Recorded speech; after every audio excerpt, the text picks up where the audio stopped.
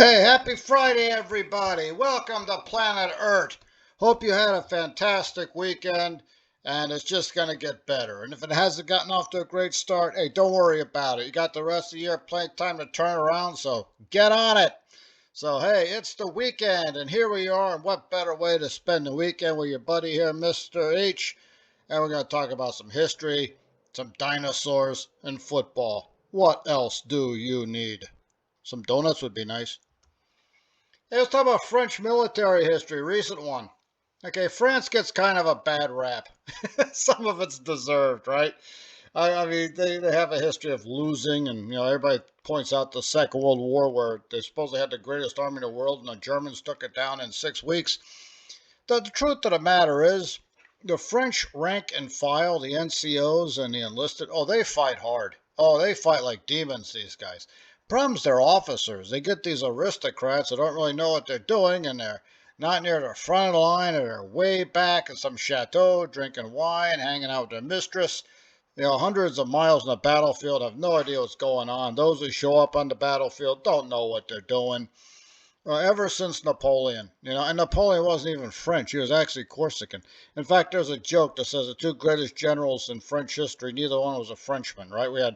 Uh, we had Napoleon and, of course, Joan of Arc.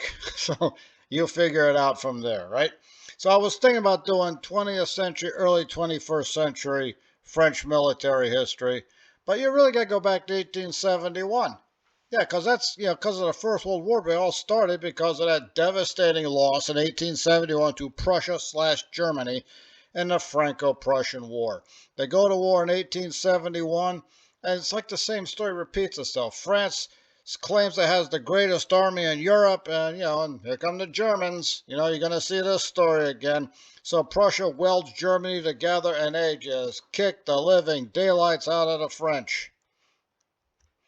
There's Napoleon III over there surrendering. It's all over. There's, Kaiser Wilhelm over there, and I mean, he's got his pickle helm on, dressed up for the occasion. Here comes Napoleon, and you can just tell this guy looks beaten. He's lost already. And what the worst part about it is, I feel sorry for the Germans because he's over here explaining where the army is now. He's going to surrender, and he hopes the Germans go easy on him. And you just know he's going to whip out a 47 slide show of his trip to Sarasota. And, the Germans have to put up with this. The Germans did not go easy on the French, by the way, in 1871. They occupied northeastern France for, I think, a couple of years. They had a big reparations thing. People forget about that. They focus in on the First World War. But yeah, Germany didn't exactly treat France very well after 1871, taking Alsace-Lorraine. And the French don't forget this. In fact, they have an alliance with the Russians. They got a pretty good, strong understanding with the British. Might as well be an alliance. They're getting ready for, a rematch. It takes 44 years, but that rematch finally arrives in 1914.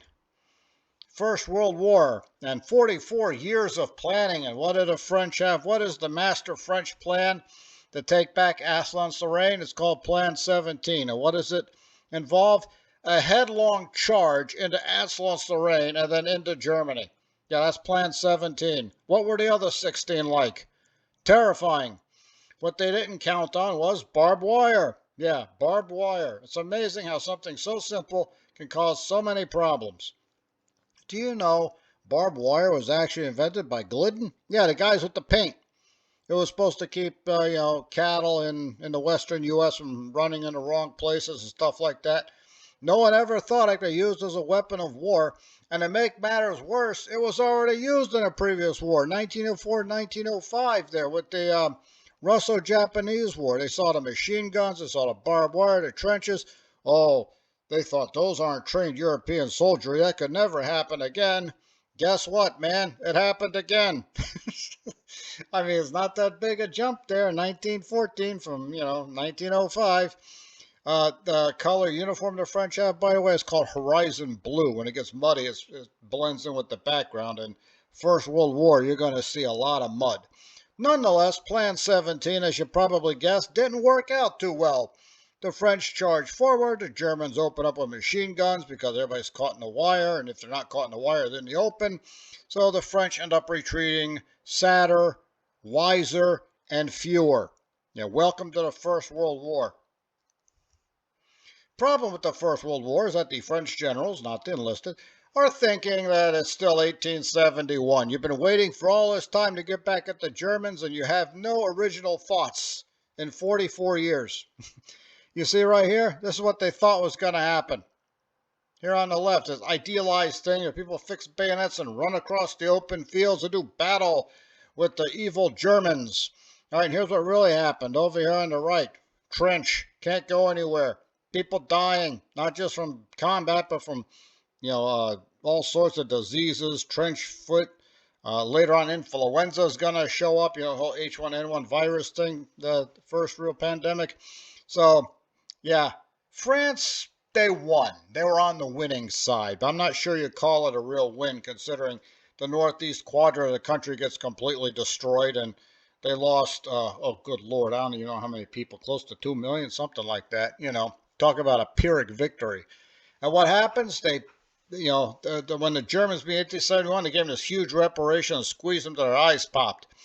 French are going to do the same thing back to the Germans. All you're going to do, as we mentioned in the first show I had here, is that you're just creating another war down the road. You try to cripple the other guy. You don't cripple them. They remember, they fight dirty and hold grudges. And what's going to happen? We got a Second World War. That did not work out for France. Well, ironically, the French probably didn't take as much damage in their defeat as they did with the victory. But the Germans, they've been thinking about this for a while. Blitzkrieg their way through, and the French army, the finest in Europe, the finest in the entire planet, gets taken down in 6 weeks. Yeah, someone's going to point out, hey, Mr. H, you got the dates wrong. Second World War, 1939, 1945, right? Nope, 1940. As far as France is concerned, one miserable year where they got taken down pretty fast. There's the Germans there with their battle standards. There they are disarming French soldiers. Yeah, there's a lot of jokes you make with these pictures, believe me. And there they are, marching through the Arc de Triomphe. Arc de Triomphe is in Paris. What's wrong with this picture? Yeah, those are German soldiers. All right, that tells you a lot right there. So the Germans go marching through Paris, and there's a French resistance, and they're trying to find their way out from underneath the French thumb, but it's just not going to happen unless they get help from the outside. And every time the French start a war with the Germans and they can't finish it, who do they come to for help? Yep, U.S. Army. And there we are, U.S. troops under the Arc de Triomphe. So we've seen a picture of German soldiers and American soldiers under the Arc de Triomphe. Who have we not seen? Yeah, the French. Anyway, we save everybody there 4 years later, rebuild the French army. We put it in battle against the Germans, under, U.S. supervision. And we re-equip them. We do everything, man. We just basically give them all the tools and say, use them. And, they used them under our supervision. We got the win. We'll toss a few crumbs their way because we're nice. Now, right after the Second World War ends, France tries to hold on to their colonial empire. We've already talked about the First Indochina War one time before there, 1946, 1954. The war in Europe is over, and they go back to try and take the colonies back. The Japanese had overrun it. They take the Japanese out. The Vietnamese don't want the French back. And here we go. Right after losing the Second World War, we plunge into another one. The First Indochina War, 1946 to 1954.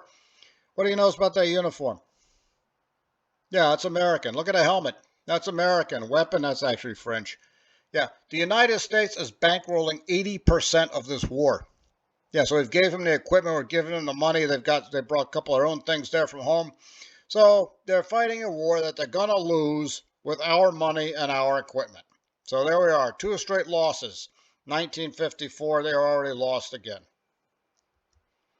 And right when the war in Vietnam is ending, French Indochina, they got another one starting up in Algeria, man. They just seem to love this war stuff. Once again, what do you notice? American uniforms, American helmets. Yep, we're paying for this one too. I think the French have a few bucks in their pocket by this point, but there we are, 2 straight French colonial wars. We're supporting it in some form or another, paying for all this stuff, or getting our weapons. But France is going to lose this one too. 3 straight losses, man. 23 straight years of war. Lost in 1930 and 1940 to the Germans under occupation for 4 years. Fought in Vietnam and lost. Fought in Algeria and lost. Hey, maybe you need to take a little break. But nope, they're not going to take a break, because after they had lost in Vietnam, as they were pulling out from Vietnam, as this whole thing in Algeria was kicking off, hey, let's invade the Suez Canal with the British, like they didn't have enough going on, right? So they grabbed the canal from the British, and, they grabbed the canal from the Egyptians with help of the British and the Israelis. The whole thing went bankrupt. They had to pull out. Diplomatic anger. For once, the United States and Soviet Union were on the same side, condemning the French, British, and Israelis had to back off. But here's the good news. The French actually showed up just wearing berets. It's kind of hot in Egypt. So I guess they're finally starting to get some money in the bank, and they're going to blow it by going to war somewhere. Oh, to think about it, they got helmets in Algeria, too. It's not exactly cold over there, is it? I don't know. It's France. Well, France had to back off the war thing for a while. But they're back in. They're back in world affairs. You can't ignore France. It is a great country. Great power and a great country. Very nice people. I like the French. They joined up there, the multinational peacekeeping force in Lebanon. Lebanon had a civil war in 1975, got really bad. So we create a multinational peacekeeping force, the United States, France, Italy, and Great Britain. And the problem with Lebanon in the 80s is it's Lebanon in the 80s. The peacekeepers get caught in between, get caught in the crossfire between the warring factions there, the Druze and Shia and all those guys. 265 Americans killed in a suicide bombing. The French paratroopers they sent, 50 of them were killed on the same day in another suicide bombing. The whole thing was just one big mess. They finally left in 1985, accomplished absolutely nothing because it's the Middle East. Yeah, they fought before, they fought now, they're going to fight again. There's a lesson for you, lesson of history. But the French, they're taking baby steps here. Operation Manta. I don't know what happened to my map over there, but it was against Libya. Chad, which is due south of Libya, was attacked by Muammar Gaddafi and the Libyans. And the French used to have Chad as a colony, going to help their former colony, probably getting some of those uranium there on the side. And the French sporting their berets because, they have money now. They actually beat the Libyans pretty bad. A lot of it's airstrikes, but they also follow up with soldiers, Chadian and French soldiers alongside each other, taking territory from the Libyans. At one point, they actually crossed into Libya, turned around, came back because that wasn't the mission, just liberate Chad. Guess they ran over the border to just be obnoxious because, they're French after all. So Operation Manta, finally a victory for the French. In over a century, they finally pull off a win. Isn't that great? Hey, let's try another one. Baby steps, France. The Persian Gulf War of 1991.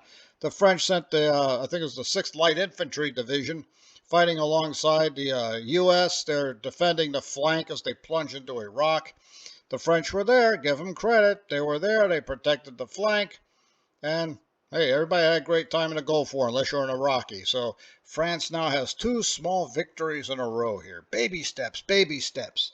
I don't see another Napoleon out on the horizon. Let's just keep it that way. Hey, France was in Afghanistan, too, at least till 2014. They were there helping out the United States, chasing down various and sundry terrorists there, fighting against the Taliban, all the other factions. They showed up alongside U.S., Britain, and a bunch of other countries in 2001. They hung out for 13 years, decided, yeah, if it isn't over now, it's never going to end. So at least they were there. At least they contributed. We'll call it a win.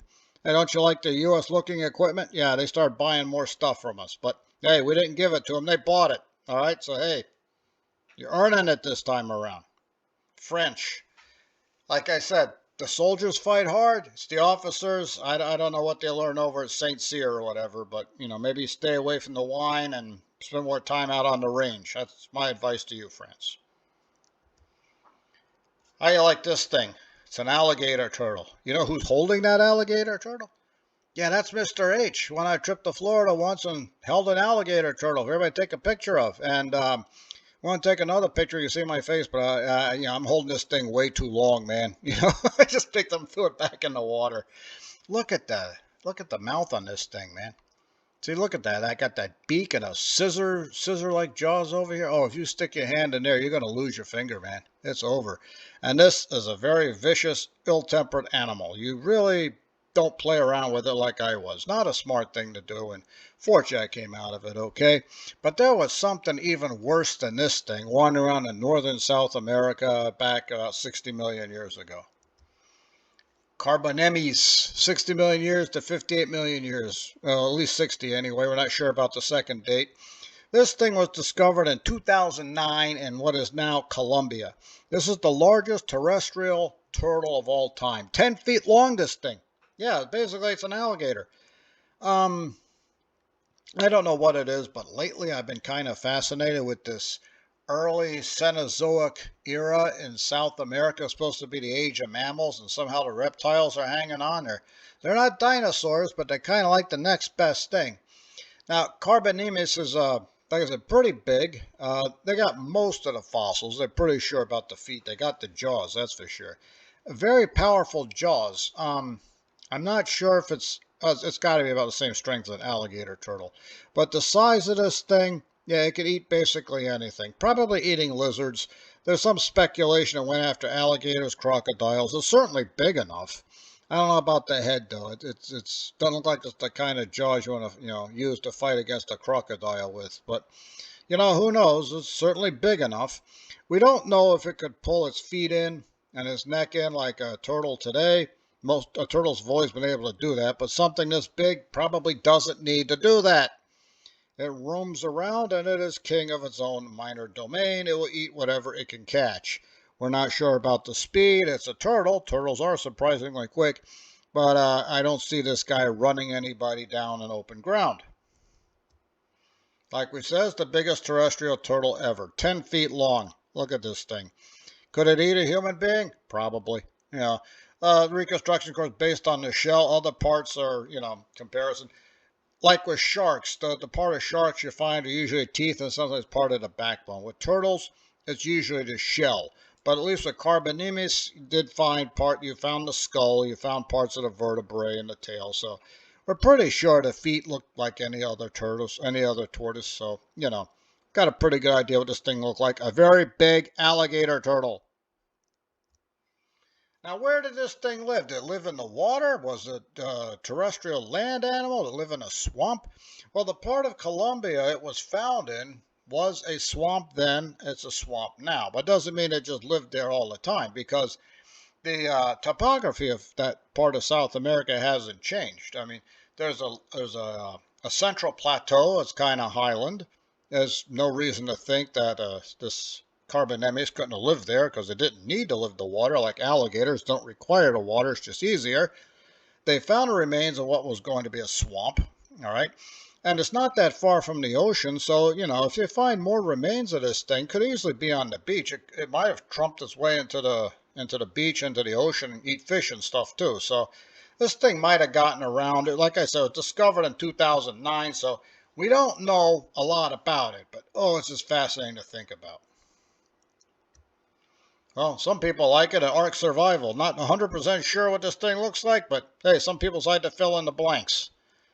Yeah, I'm not going with that one. It looks cool, but I don't think that's accurate. So Carbonemys rule the swamps of what will one day be Colombia. Probably. And the reason I say probably, because we know there are other vicious animals in that part of South America at the time, right? We had the terror birds, Barunosuchus we met earlier before.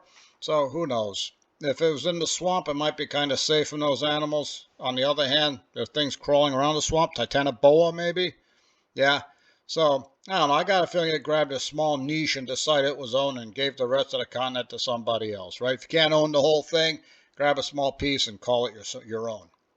All right. So here it is. It lives in a nice hot swamp. Let's run up to the upper end of North America. Yeah, the Steelers and the Bills, man. I got a feeling Carbonemys, there we are, would not really like to watch this game in person. No, it's going to be cold. The forecast is calling for freezing rain. There could be snow, but I'm thinking freezing rain more than likely. Steelers play the Bills, so I think this is going to be a pretty good one. The Steelers have played the Bills I think twice in the playoffs, both times in Pittsburgh back in the 90s. 92 they won, 95 we crushed them. So first time we've ever played them in Buffalo. The Bills are the number 2 team in the conference. The Steelers are bottom ranked number 7. But remember what happened in 2005? Bottom ranked, they went all the way and won the Super Bowl. So you never know what can happen. That's why they play the game. Is weather going to be a factor? The answer is no. It's in Buffalo. Who are they playing? Pittsburgh. They're both used to cold, crappy weather. Like I said, probably freezing rain. It could turn to snow. It could turn into ice. The point is, neither team's going to be affected. Anybody who says, I can't hang on to the ball and you play for the Bills or the Steelers, you need to be fired immediately. You're going to run into this kind of weather at some point. So, I was thinking about the weather. What if it's cold and windy, typical Western New York, Western PA kind of weather? Could the Steelers use this to their advantage, even against a cold weather team like the Bills? Yes, they can. Chris Boswell, Steelers kicker. Earlier this year, in bad conditions, he boomed one in from 52 yards out at Heinz Field. Heinz Field with the torn up natural turf, the bad weather, wind in his face, wind and rain, and boomed a field goal in from 52 yards out. So yeah, I think if it gets to be a close game and it comes down to a field goal, this might be our hero right here. What do you think? I think I got something here, right? Could I be full of it? Yeah, 50-50 chance. Now, if you want to stop the Bills, it starts with their quarterback. Josh Allen's where it starts. He is the heart and soul. Buffalo is a very good team. They've won the AFC East. They are the number 2 team in the conference. They have earned that home field advantage. If the Steelers beat them, they have a bigger challenge coming up. It would be Kansas City. But that's a story for another time. Right now, I got to worry about Buffalo. Good offense, good defense, good all-around solid team. Could be a Super Bowl contender, no problem there. If they get past Pittsburgh and then Kansas City, yeah, they could end up going there. We don't know yet. But before we get anywhere near that, we got to beat Buffalo first. And you got to get Josh Allen. And the best way to get Josh Allen is to knock him down on his glutamus maximus. But that's going to be a little bit of a problem because T.J. Watt, who's a good part of our defense, he's going to be out for this game. That played against the Ravens, who beat the Ravens in cold, nasty weather, and he hyperextended his knee. The good news, he's going to be back in 2 weeks. The bad news, the game is tomorrow. Day after tomorrow, I'm sorry. So he's not going to be ready for that thing. So, we got to find a way to keep Josh Allen's offense from destroying us. So if we can't knock him down on defense, and maybe we can, I think Highsmith can pull up the slack there. Maybe we can go another way. Make sure he doesn't get to the field at all. No. Not planning anything illegal. I'm just talking about the Steelers running game here. We got Najee Harris, right? Javon Warren. These 2 guys just smash away at that Buffalo defense, which is pretty good. And Josh Allen never gets on the field. Long, grinding drives. For some reason, the defense gets tired. The offense doesn't. I don't know. I think it's in the physics book someplace. I don't know. I wasn't paying attention. And, he never gets on the field. Long, grinding drives. We stopped the Bills' offense a couple times. Hey, we've got to win. So it's a very simple sort of game plan. But, hey, simple works pretty good.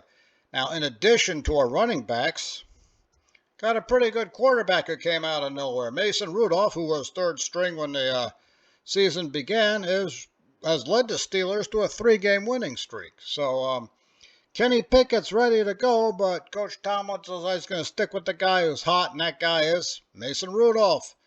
What does this mean for the Steelers afterwards in training camp next year? Who's our starter? I don't know. Trubisky's probably gone.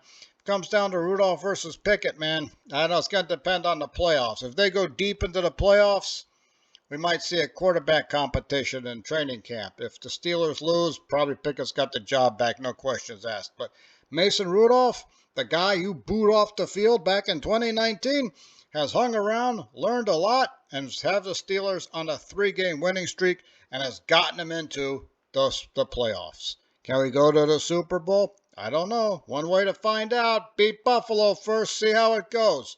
Hey, you guys have a fantastic time. I'm going to run off and, I don't know, do something perhaps useful. Probably not. I'm betting probably some Civ 5. Catch out on the YouTube channel as well. And I will talk to you later. I hope you have a fantastic weekend. Don't forget to like and subscribe. Point out my many errors down there in the comments. And I will see you next time with the Steelers hopefully headed for Kansas City. Das vidanya.